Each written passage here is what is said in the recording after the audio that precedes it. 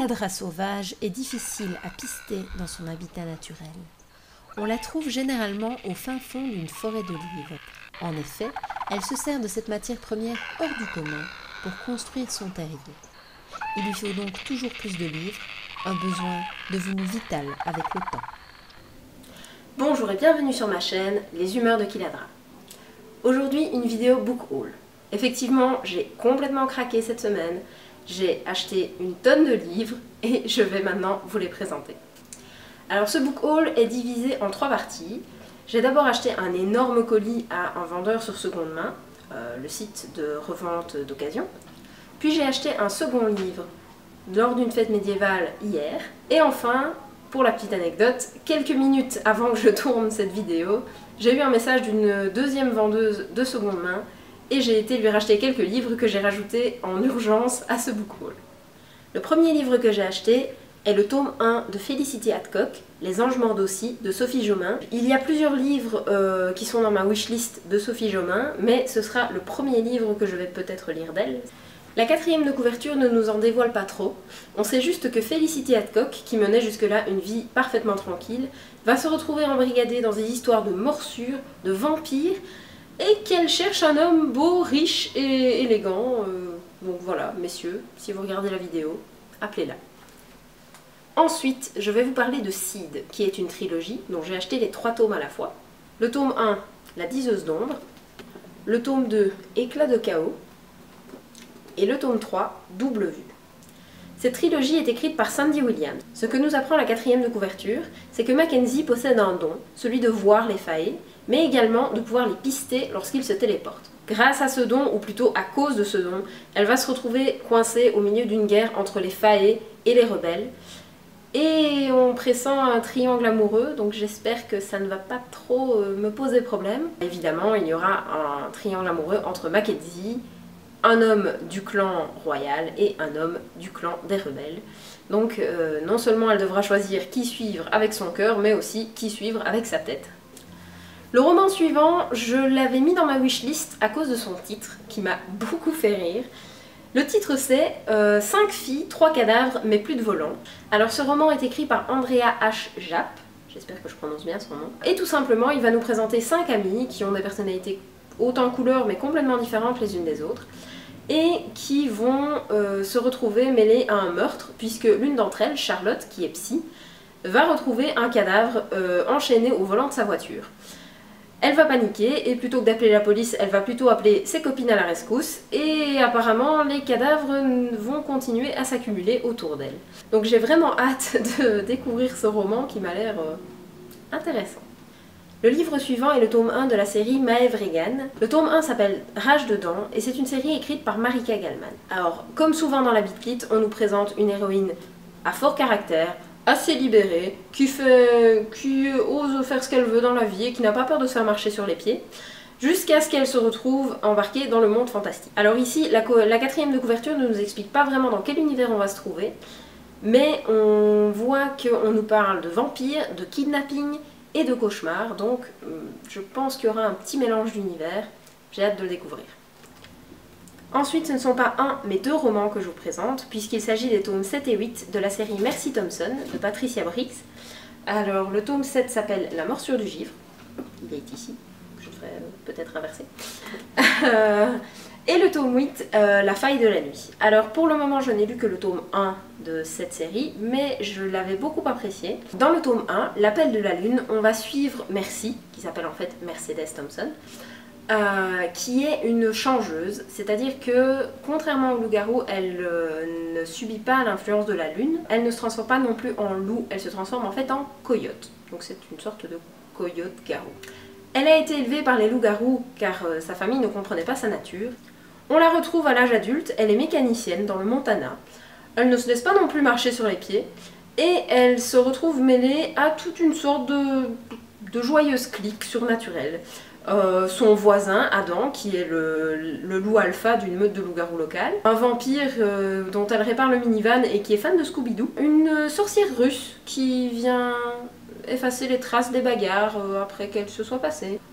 Bref, voilà, vous l'aurez compris, c'est un joli petit mix et j'avais vraiment envie de lire la suite de la série. Donc voilà, j'avais déjà les tomes 1 à 6, maintenant j'ai les 7 et 8. Ensuite, nous voici avec 4 tomes. Ce sont les 4 tomes de la série Lily Bard, écrite par Charlene Harris. Si vous connaissez son nom, vous avez probablement entendu parler de La Communauté du Sud, adaptée en série sous le nom de True Blood. Ou encore Les Mystères de Harper Connelly, que j'ai moi-même lu en 4 tomes. Dans ces 4 tomes, nous avons Meurtre à Shakespeare, tome 1. La fin d'un champion, tome 2. Sombre déclaration, tome 3. Et Libertinage fatal, tome 4. Tout un programme. Alors dans cette série, on va suivre Lily, qui a visiblement un passé qu'elle préférait oublier et qu'elle essaie de cacher à son entourage, jusqu'au jour où elle retrouve son propriétaire mort. Évidemment, elle va mettre ses empreintes partout sur la scène de crime, donc pour éviter d'être suspectée et surtout pour éviter qu'on ne fouille dans son passé, elle va se mettre en tête de trouver elle-même l'assassin de son propriétaire. Ensuite, pour rester dans les gros volumes, voici la saga Sarah Dearly, les 5 tomes, de Michelle Rowan. Alors, je vais vous lire rapidement les titres. Donc, tome 1, Mordu, tome 2, Accro, tome 3, À cran, tome 4, D'enfer, et tome 5, A+. Je pense qu'on parle d'un groupe sanguin. Alors, dans ce livre, ça commence de manière un peu spéciale, puisque, en fait, Sarah va se rendre à un rendez-vous galant, où son galant ne va pas vraiment être charmant puisqu'il va la mordre. Et oui, c'est un vampire. Mais pas le vampire un peu scintillant pour faire rêver les adolescentes, ni le vampire vraiment badass. En fait, il s'agit d'un vampire suicidaire. Et oui, ça existe. Hein.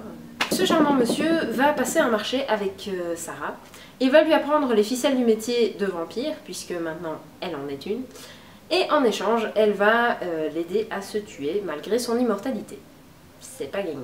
Évidemment, Sarah a dans la tête de le faire changer d'avis sur son suicide. Et Sarah, qui reste très optimiste au milieu de tout ça, conclut en se disant que chouette, elle aura un cavalier au mariage de sa cousine. Alors ensuite, je vais vous présenter le tome 2 de la série Les Gardiens des éléments de Rachel Kane. C'est un tome 2 dont je n'ai pas en fait le tome 1, mais la personne ne vendait le tome 1 qu'en grand format et le tome 2 en format poche, donc j'ai acheté le format poche, qui est plus pratique. Ce tome 2 s'appelle Vague de chaleur.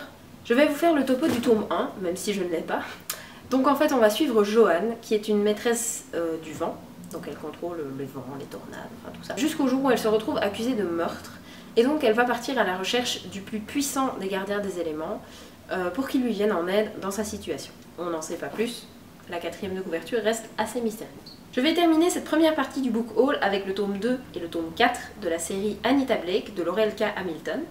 Je possède déjà le tome 1 mais je ne l'ai pas encore lu, donc je ne sais pas vous en parler beaucoup plus que ce que me raconte la 4e de couverture. Mais d'après ce que j'ai compris, Anita est chasseuse de vampires en tant que loisir et releveuse de mort la nuit pour une petite PME. Donc on se trouve dans un style un peu Buffy contre les vampires, mais aussi avec un petit côté True Blood, puisque en fait tout ça se passe dans un monde où les vampires ont fait leur coming out et se promènent au grand jour, façon de parler. Alors pour ce joli pack, si vous avez compté, il y avait en tout 20 livres. Pour ce pack donc, j'ai payé 60 €. 60 €. Alors j'aime bien, quand j'achète des livres d'occasion, faire un petit calcul pour me demander, allez, combien j'ai économisé, combien ça aurait coûté tout ça au prix plein. Eh bien je peux vous le dire, 154 €. Waouh. Bon, après 154 €, c'est même encore optimiste, parce que je n'ai compté que les prix indiqués, imprimés sur les livres. Ce n'est pas toujours le prix que je paye, en tout cas en Belgique, mais ça, ce sera la thématique d'une prochaine vidéo. Ensuite, qui dit fête médiévale dit... oui, dit roman. Pourquoi pas, après tout. Ce n'est pas tellement un livre médiéval, mais plutôt un livre fantastique. Les univers sont souvent liés actuellement. Donc ce roman s'appelle Amulette, au pluriel, de Véronique Ajarag. Cette histoire va en fait commencer par la visite d'une jeune fille, Agrippine, chez un psychologue, Yann, et elle va lui demander de se consacrer à son cas unique pendant toute une semaine. Alors vous me direz, qu'est-ce qu'elle a cette demoiselle qui nécessite une semaine de thérapie intensive? Eh bien tout simplement, elle est victime de réincarnations successives. C'est-à-dire que, d'après elle et son amant ont été maudits à l'ère de la Mésopotamie ancienne. Et ils sont devenus des amants maudits qui se sont retrouvés et évités et perdus depuis dans toute leur vie suivante. La question que soulève ce livre, c'est: et si tous les couples maudits depuis l'Antiquité n'avaient été qu'un seul et même couple réincarné? J'ai hâte de le découvrir. Ce petit roman m'a coûté la somme de 19,90 €, 90 pour les Français qui nous regardent, et il est édité aux éditions du Chat Noir. Et enfin, pour terminer ce book haul, les Contes des Royaumes. Alors ceux-là, je suis vraiment super contente de les avoir achetés, et qui plus est, à une demi-heure de tourner cette vidéo. Les Contes des Royaumes, ce sont les contes revisités de Blanche-Neige avec Poison, Cendrillon avec Charme, et La Belle au Bois dormant avec Beauté. Ces 3 contes ont été revisités par Sarah Pinsborough, qui a décidé que les contes traditionnels c'était bien, mais on allait remuer un petit peu tout ça. Alors personnellement, j'adore les réécritures de contes.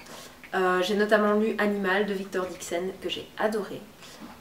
Et j'adore vraiment les bases de contes de fées qui sont un peu retravaillées pour être voilà, moins naïfs, moins dans le schéma la pauvre princesse sans défense, le gentil prince charmant qui justement passait par là et qui était héroïque et beau et fort et riche. Et bon voilà, on a compris.